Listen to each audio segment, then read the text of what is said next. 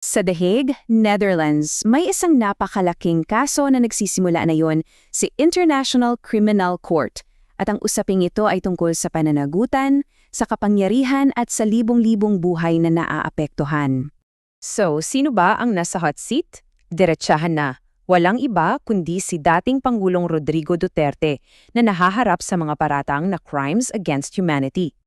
At this is a big deal kasi ito ang kauna-unahang pagkakataon na isang pinuno ng estado mula sa Asia ang haharap sa ganitong klase ng paglilitis sa ICC.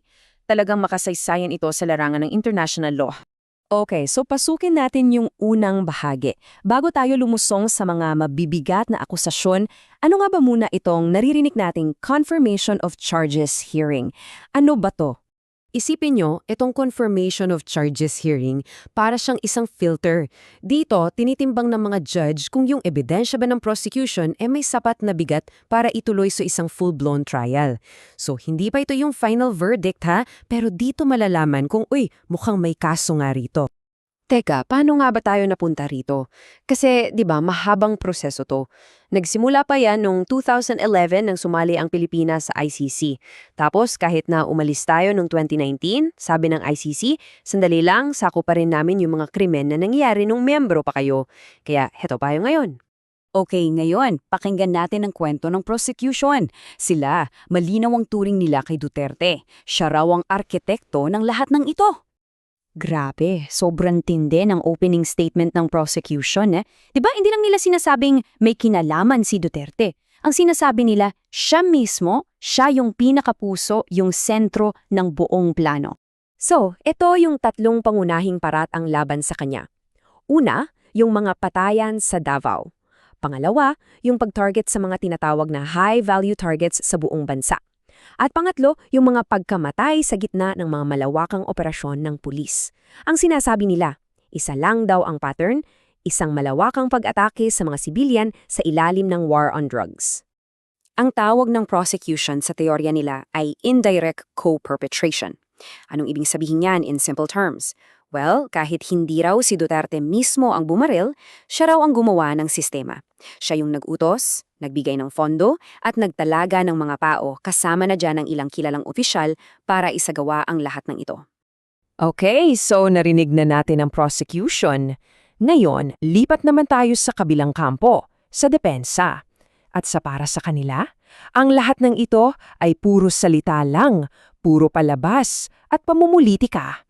At dito umiikot ang isa sa mga pinakamalaking laban sa mga salita mismo ni Duterte. Halimbawa, itong sinabi niya, para sa prosecution, nako, malinaw na pag-aamin yan, isang utos. Pero, para naman sa depensa, yan daw ay hyperbole lang. Alam niyo yun, parang pagyayabang lang, pagpapakita ng tapang, hindi raw yan dapat seryosohin bilang isang utos na pumatay.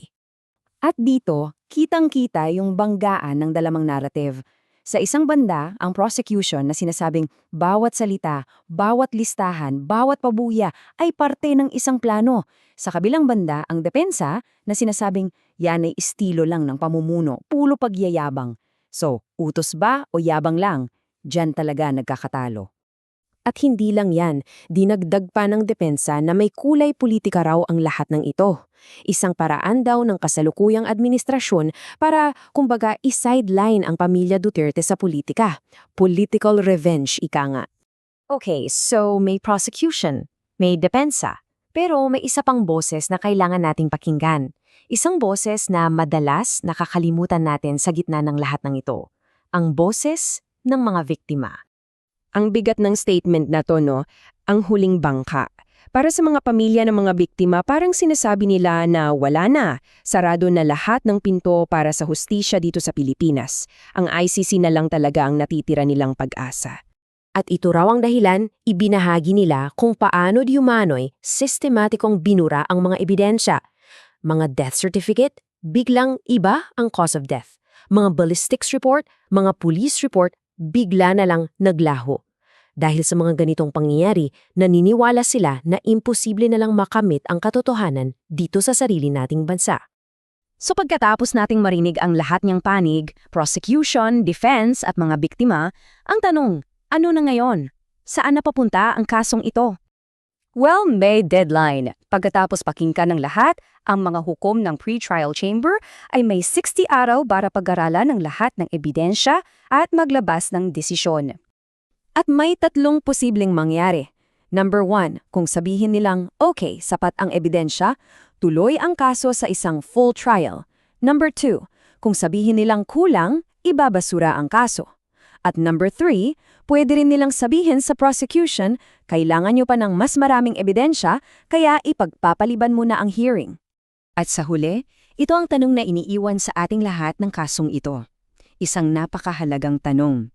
Saan ba talaga ang linya? Kailan ba nagiging kriminal na utos ang matapang na pananalita ng isang leader? Kasi ang magiging sagot sa tanong na yan ang huhubog hindi lang sa kinabukasan ni Rodrigo Duterte, kundi sa konsepto mismo ng pananagutan para sa mga pinuno sa buong mundo.